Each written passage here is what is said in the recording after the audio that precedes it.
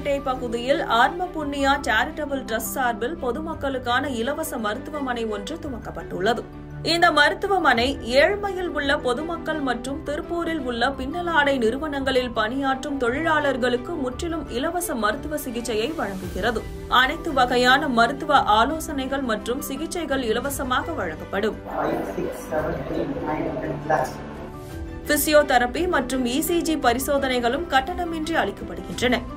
10 kilometre தூரத்திற்குள் ambulance சேவை இலவசமாக வழங்கப்படும்.